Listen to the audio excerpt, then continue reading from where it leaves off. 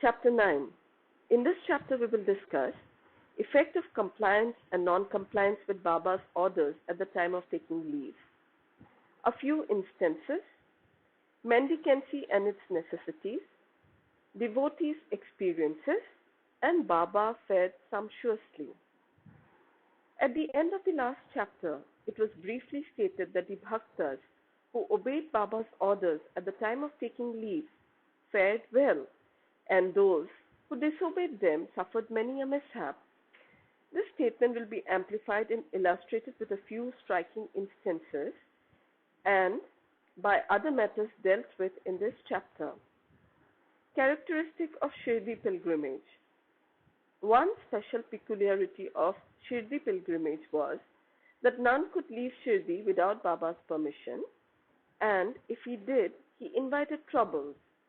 But if anyone was asked to quit Shirdi, he could stay there no longer. Baba gave certain suggestions or hints when devotees went to bid goodbye and take leave. These suggestions had to be followed. If they were not followed or were departed from, accidents were sure to befall them. We give below a few instances. Tatya Kote Patil. Tatya Kote was once going in a tonga to Kopargaon Bazaar. He came in haste to the masjid, saluted Baba and said that he would go to the Kopargaon Bazaar. Baba said, "Don't make haste. Stop a little. Forget the bazaar. Don't go out of the village." On seeing his anxiousness to go, Baba asked him to take Shama, Madhav Rao Deshpande, with him. Not minding this direction, Tatya Kote immediately drove off his tonga. Of the two horses, one, which cost rupees 300, was very active and restless. After passing Sauli Vihar, it began to run rashly, got a sprain in its waist and fell down.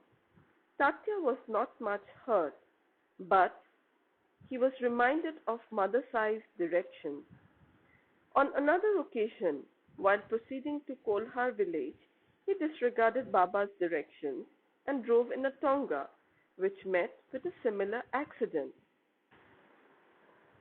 European gentleman. One European gentleman of Mumbai once came to Shirdi with an introductory note from Nana Sahib Chandorkar and with some object in view.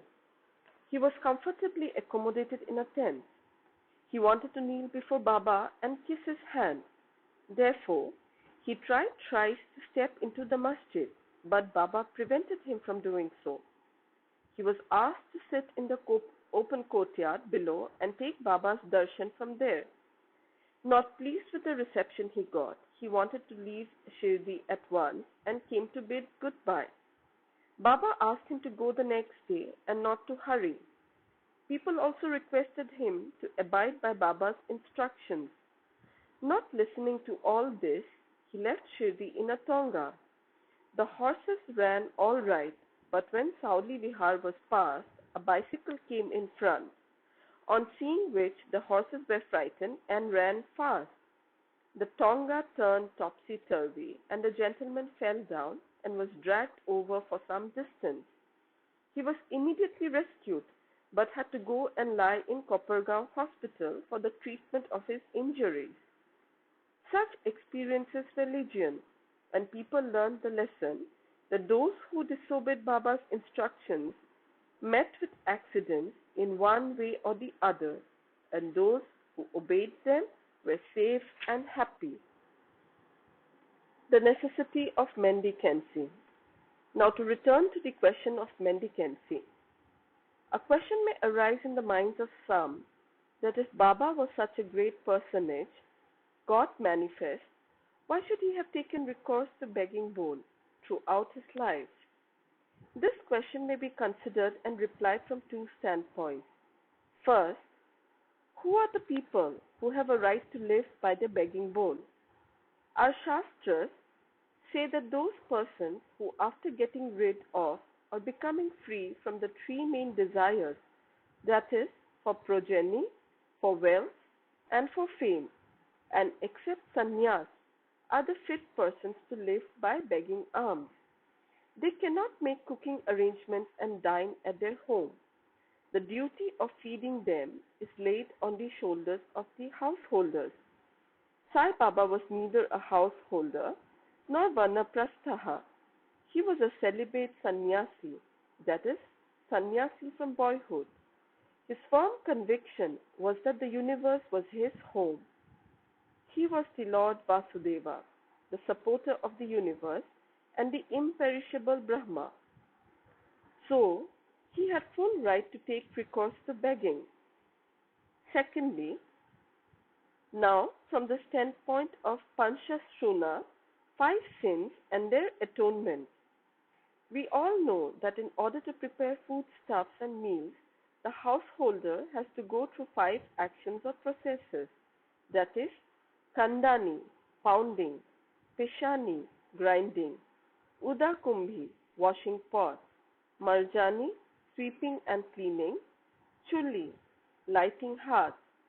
These processes involve destruction of a lot of small insects and creatures, and thus the householders incur sin.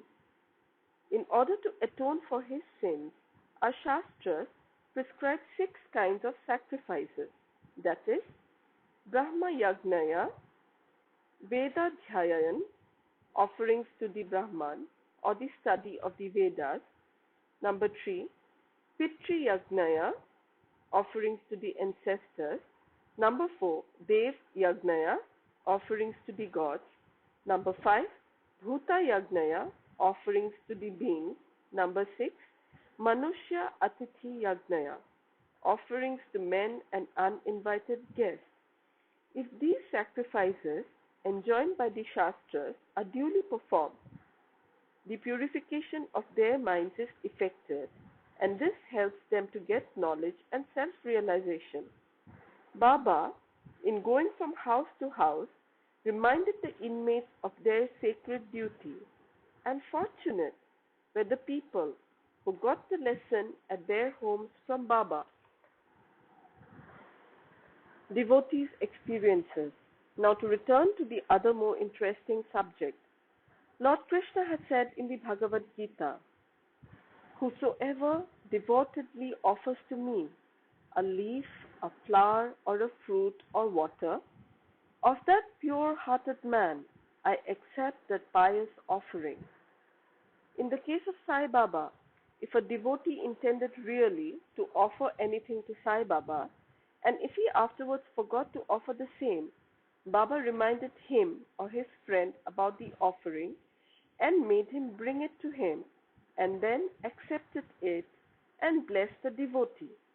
A few instances are given below. Tarkhat family. Mr. Ramachandra Atmaram, alias Baba Saheb Tarkhat, formerly a Prarthana Samajist, was a staunch devotee of Sai Baba. His wife and son loved Baba equally, or perhaps more. It was once proposed that Master Tarkhat should go with his mother to Shirdi and spend his summer vacation there, but the son was unwilling to go, as he thought that in case he left his home in Bandra, the worship of Sai Baba in the house would not be properly attended to, as his father, being a Prarthana Samajist, would not care to worship Sai Baba's picture. However, on his father's giving an assurance under oath that he would perform the worship exactly as his son was doing, the mother and the son left for Shirdi on a Friday night. Next day, Saturday, Mr. Tarkhat got up early, took his bath, and before proceeding with the puja, prostrated himself before the shrine and said, "Baba, I am going to perform the puja exactly as my son has been doing, but please let it not be a formal drill." Saying so, he performed the puja and offered a few pieces of lump sugar as naivedya, offering. The sugar was distributed at lunchtime. That evening and next day, Sunday, everything went on well. The following Monday was a working day and it also passed well. Mr. Tarkhat, who had never performed puja like this in all his life, felt great confidence within himself that everything was passing on quite satisfactorily, as per the promise given to the son. Next Tuesday, he performed the morning puja as usual and left for his work. Coming home at noon, he found that there was no prasad to partake of when the meal was served. He asked the servant cook, who told him that there was no offering made that morning and that he had completely forgotten to perform that part of the puja, offering Naivedya. At this, he left his seat and prostrated himself before the shrine, expressed his regret, and at the same time chiding Baba for his want of guidance in making the whole affair a matter of mere drill. Then he wrote a letter to his son, stating the facts, and requested him to lay it at Baba's feet and asked his pardon for his neglect. This happened in Bandra at about Tuesday noon.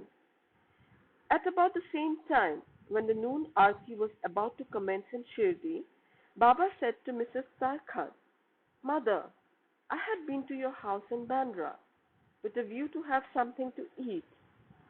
I found the door locked.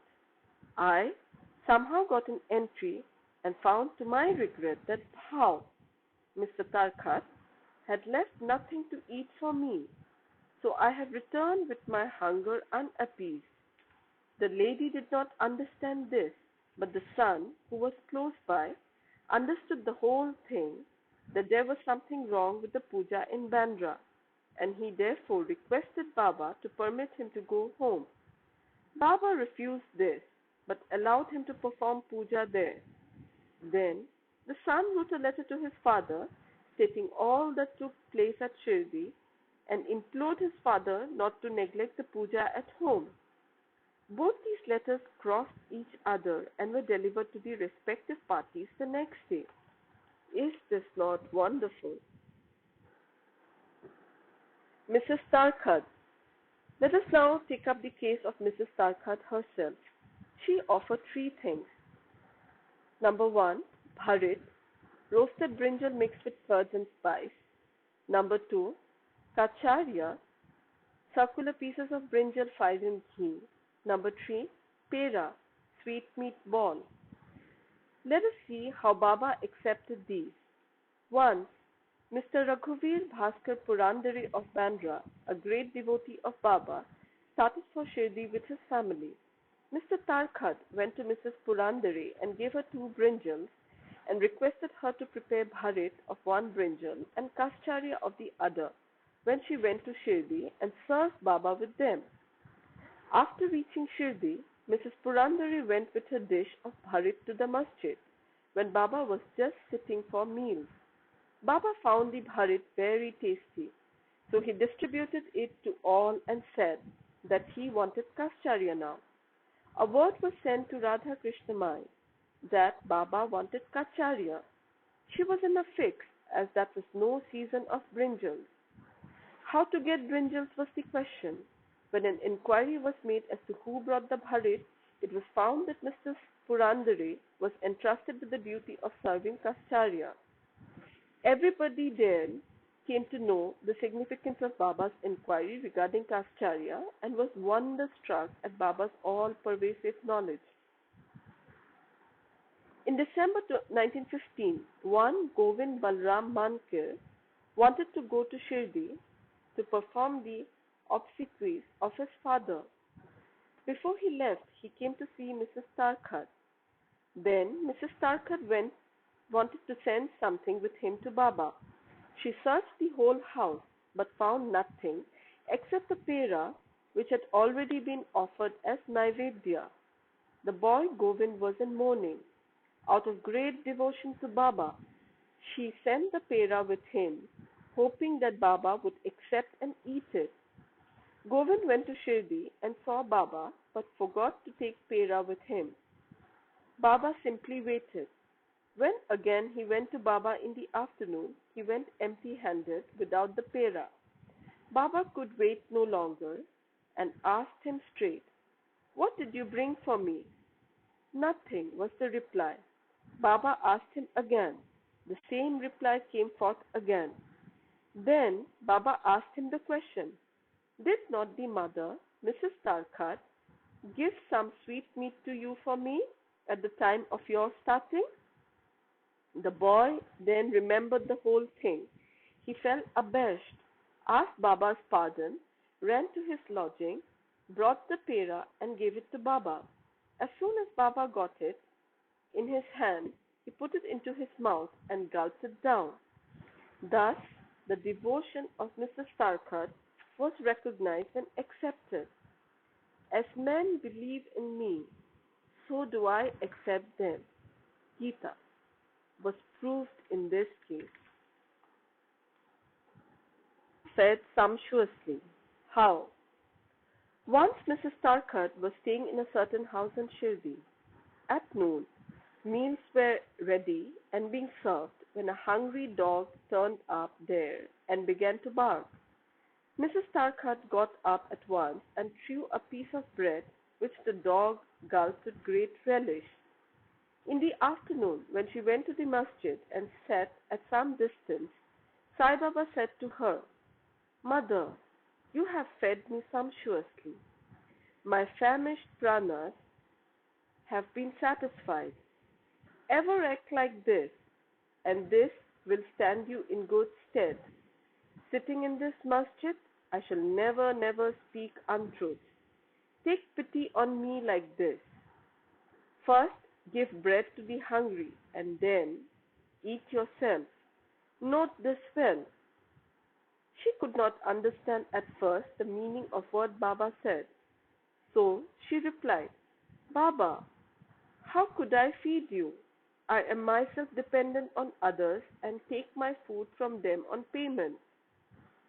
Then Baba replied, Eating that lovely bread I am heartily contented, and I am still belching. The dog which you saw before meals, and to which you gave the piece of bread, is one with me.